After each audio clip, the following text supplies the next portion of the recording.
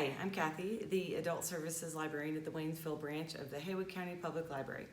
Today I want to show you how to make probiotic lemonade using liquid whey.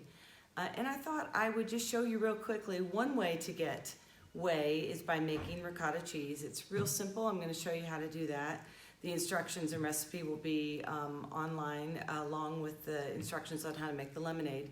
The other way to get whey is to strain full-fat yogurt, not Greek yogurt, but regular plain yogurt. And the whey then is used to make the lemonade.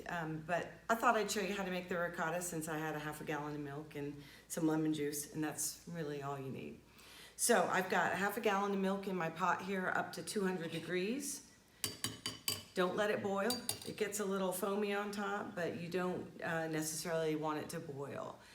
So I'm gonna go ahead and turn the heat down now.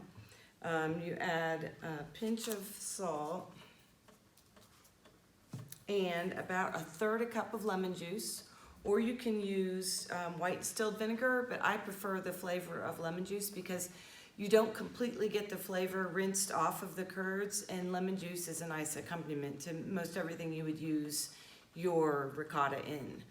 So I'm gonna go ahead and quickly dump this in, and then I'm gonna show you that the curds start to float, and then you scoop them out. So you can see that there's a very pale yellow thin liquid, and on top of that are the cheese curds floating. All you need to make the curds and the whey separate is an acid. So that's why you can use lemon juice or vinegar. So then what I do is I just scoop those out of there. I've got one of these kind of, it's kind of like a spider, I think it's called, where you can use it to fry things. Just let it drain a little bit.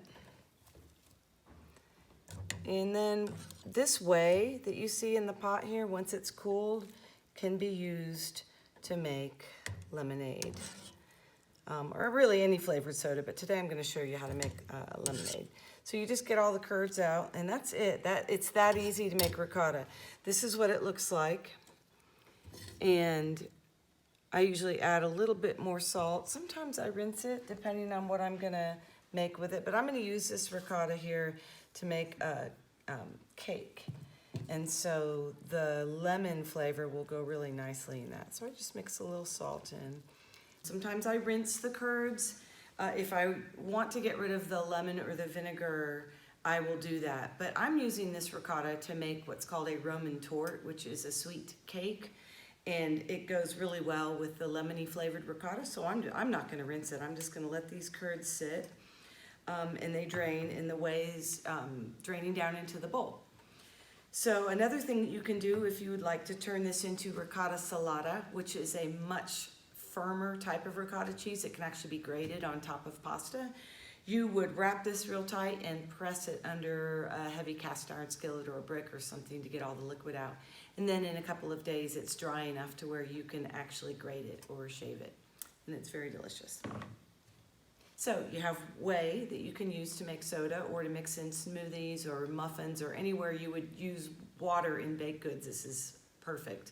It's got a lot of protein, vitamins, and minerals. Once it's been cooked, it no longer has its probiotic faculties. So you would want to use the drained whey from yogurt if you would like the probiotic.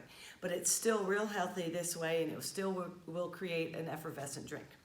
So the whey that we just made is too hot to use to make soda right now, so I'm gonna let that cool. But I have some that's refrigerated from a batch of yogurt that I drained a couple of days ago.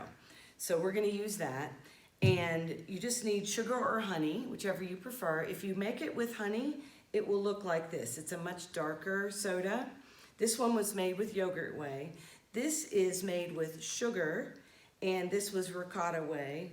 And I'm gonna open those in a minute and show you. They're all effervescent. And this one was yogurt whey that I just added to a can of peach nectar and didn't add anything else, and it turned out really good. So I'll show you that one in a moment too. So what you want to do is either, if you're using honey or sugar, you want to dissolve it in water. So the recipe calls for this small batch that I'm gonna make is just 2.5 cups of water, a half a cup of honey or sugar, half a cup of lemon, and a 1/4 cup of fresh whey. That will make a couple of bottles. So you don't have to make a big batch, and you can make it in either plastic or glass. The benefit of making it in plastic is that I can tell by pressing into this plastic that it's already fermented and effervescent because I can barely move the plastic. So that's a really great way to test if it's ready to just put in the fridge. Otherwise, with the glass one, you actually have to pop the top and either taste it or look for bubbles. If it's too effervescent and it looks like it's gonna blow out of the top of it, you just wanna burp it every few days if you're gonna leave it in the fridge before you drink it. So I've already got my white sugar dissolved in this bowl of water, 2.5 cups. And I'm gonna add a half a cup of honey to a half a cup of lemon juice to that. And then a 1/4 cup of fresh whey. It doesn't have to be exact, so you can just kind of eyeball it.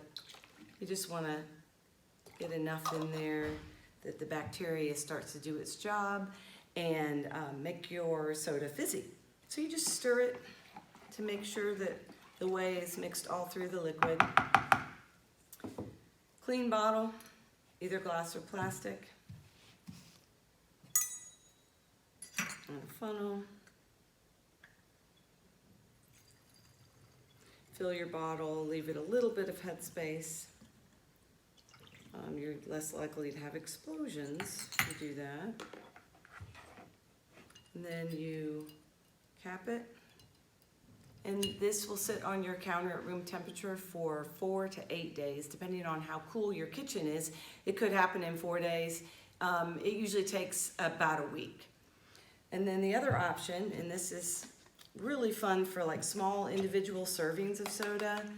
And like I said, the plastic is kind of a nice little way of testing is just to grab the top of it and see if it gives. And if it gives, it's not ready. So in a way, it's easier than the glass. And if you do have an explosion, it's not as dangerous or as messy. Cap it, let it sit on the counter for about a week, and you'll have a really tasty, fizzy homemade lemonade soda that's really good for you. I'd like to open up a few of these sodas that I made so you can see exactly how it works. I always like to strain, and you can see if you look in the bottom of these homemade sodas, there's always a little bit of stuff in the bottom. You can really see it on this one. And I just don't want that in my drink. It's not gonna hurt you, but it just doesn't look very nice. So I'm gonna go ahead and pop that. There's a little bit of at the top. It's not super, super fizzy. Well, actually, it's a lot fizzier than I thought it was gonna be. So this is, if you can see the bubbles on top, it's actually pretty fizzy. This was the peach one. Here's a lemonade that I made with ricotta whey and sugar, and this was about 4 days ago, and that's nice and effervescent.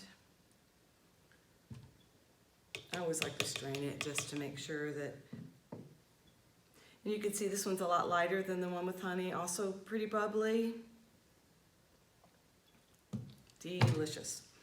So, as you can see, it's really easy to make ricotta cheese, and then you've got all this whey left over, and if you're not baking muffins or quick breads or anything like that, or smoothies to put it into, you can always make up a batch of soda.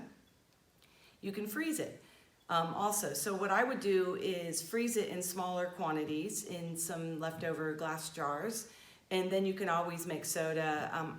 I would say use it up within about a month or two, but it should be viable for at least that long.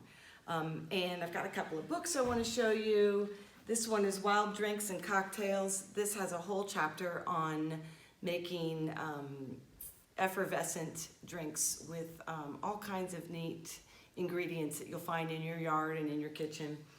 And the last one I want to show you is a kombucha book, which is similar to what we're making today, This is a little more complex because you have to get a SCOBY, but this is a great book that will get you started if you're interested in making your own kombucha. So thanks so much for watching. If you'd like the instructions, they will be on the library's website. And if you have any questions for me at all, just drop me a line. Thanks for watching.